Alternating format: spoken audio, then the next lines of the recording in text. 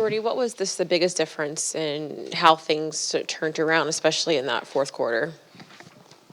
Um, I think that we were very aggressive in the first half, and it allowed us to obviously like run, and we did a good job with our second chance the whole game. And we were very focused the whole time, and it was a couple of instances where we made three mental mistakes in a row. And again, one mistake is always okay, but when you compile mistakes, is when runs happen, and it happened in two instances. And whether we don't execute a play, then we make a mistake in a rotation, then the exact same things happen, and those are runs in the game of basketball. And that's what you see at the end, that we allow 68 points in the second half, that we don't even have the same pace, that we didn't shoot the same shots, even though I'm very proud of the guys, the way they played and competed, and they were aggressive, and they shot the three. I like the 61 threes. I like the 29 second chance points. That is all commitment, get to spots, be ready to shoot. Um, the 31 assists and 38 made field goals. That's really, really good. So, we got to keep building. We played a very, very, very good team, probably one of the best in the NBA, if not the best. Very well coached with very good players. And we fought all the way through. So I'm proud of the guys. We're going to show up tomorrow, work, get 1% better, and then be ready for the next game.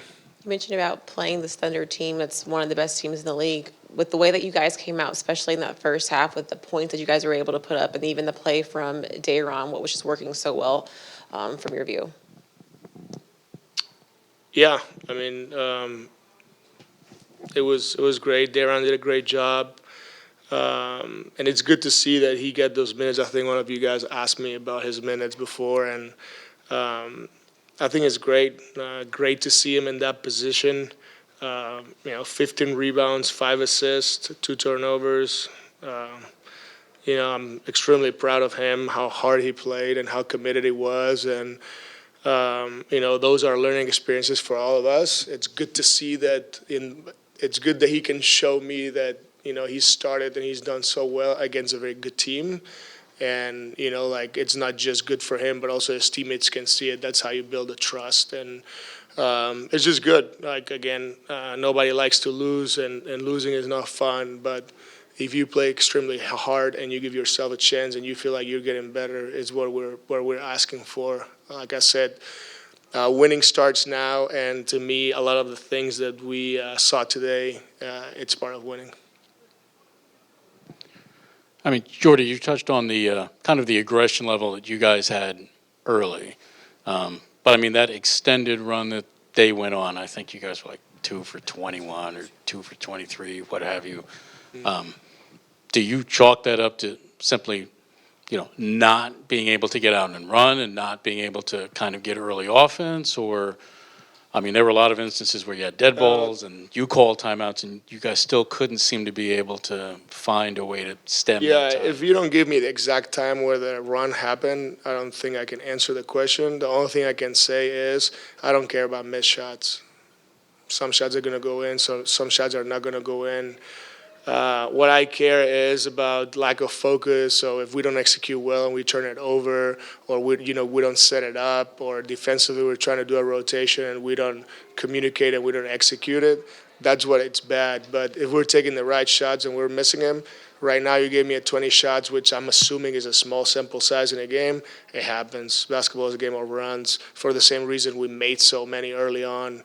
I'm okay with our guys missing shots. I don't want them to shoot like they have to make a shot. Just let it fly. Either it's at the rim or, I'm okay with it.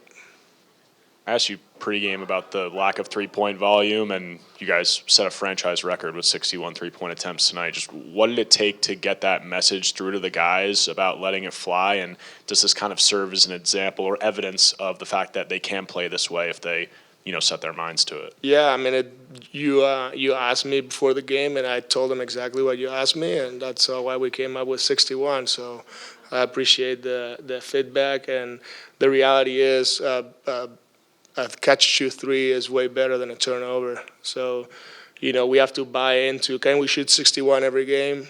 No, we were not going to be able to, but we've experienced that, we got in trouble when we played too slow or when we turn it over and we pass shots, we don't shoot the ball. So I thought that it was good to see that we are capable of doing it. And now I want to see it more times. I want to see the 45 plus many, many times, hopefully every game all the way through the end of the season. I mean, you weren't here obviously before this season, but Dayron was hurt at the beginning of the year, and he's really come on of late. Just what have you seen from him in terms of growth and development of his game, from the beginning of the year to this point? Yeah, I'm very happy with him. Like I said, proud of the game that he had. Obviously, 8 for 10, 25 points, 15 rebounds, 5 assists. He was amazing, and I'm sure that even though we didn't win the game, everybody's happy for him because he's worked hard, and now he saw this opportunity and he took advantage of it. So that's part of life. Whether you coach, you play, or do whatever you want, is when you have the opportunity, go ahead and get it. So he did that. Jordi, you challenged Killian to be more aggressive on offense, and you responded with 19 points tonight. Just what are your thoughts on the 4-game sample that he's put on tape? Yeah, you're right. He hasn't been shooting enough times, and today he comes with a 19.7 assists, 10 attempted threes, making 5 of them. Again, is he always going to make them? No, but we need that. We need everybody to play with that edge and define who we are. And it was good. The pace was good. The attempts were good. I was happy with the way he played. Obviously, I play him 34 minutes. I don't know if he's able to adjust it or used to play this minutes at this level, but he did a great job. Again, another guy that I'm proud of him.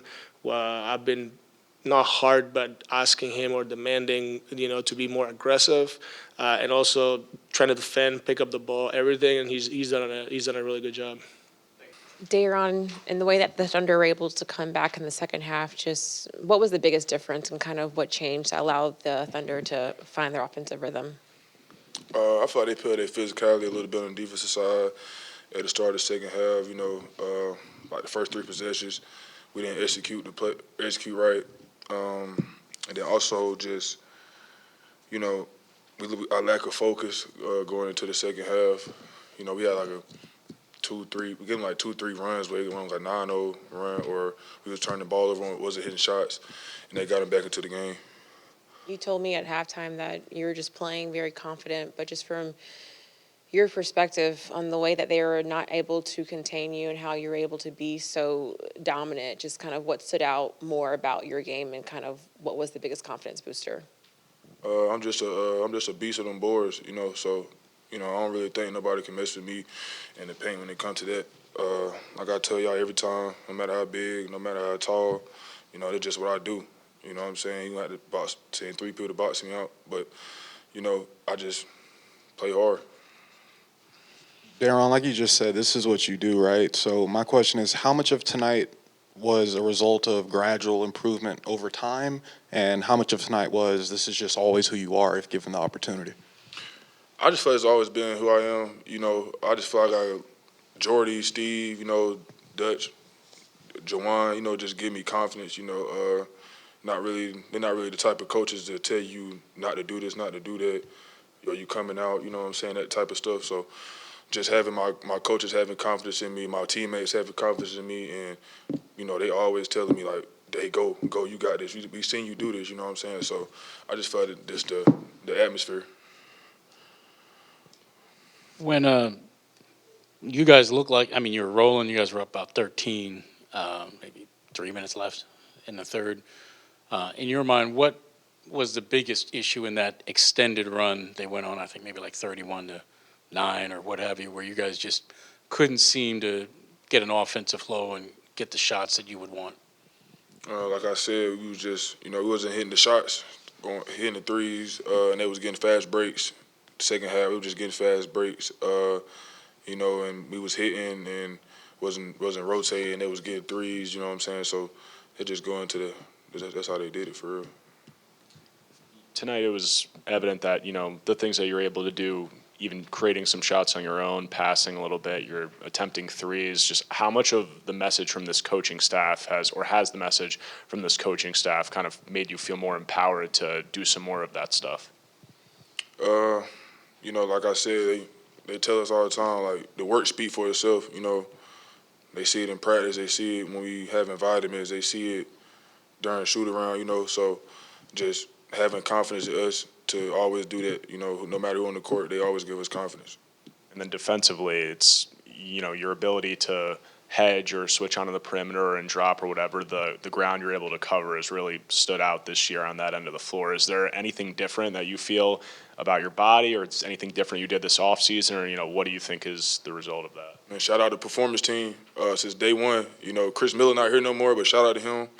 You know, he helped me out a lot with, like, my running, running up straight, you know, and Al helped me out a lot with trying to flip my hips, getting low. So, like, just the whole last 3 year summers, you know, just bonding to that and just being with the performance team every summer, you know, so that's really helping me, you know, so I'm just going to continue to do it. Daron, as media, we see a lot of speculation, but from your perspective, around the trade deadline, did you ever get a sense that you could be on the move somewhere? Man, you know, like I told y'all, Luka got traded, so you know, I could have got traded, you know, but I really wasn't tripping about it. You know, it's part of the business. You know, I'm just here to hoop. So wherever that might be, I'm still gonna do my job.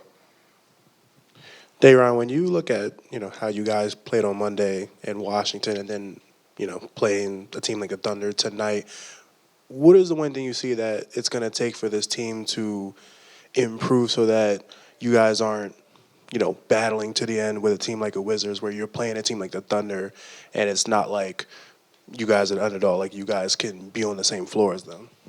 I feel like we just got to stop trying to play to our competition. You know, we need to have our own identity.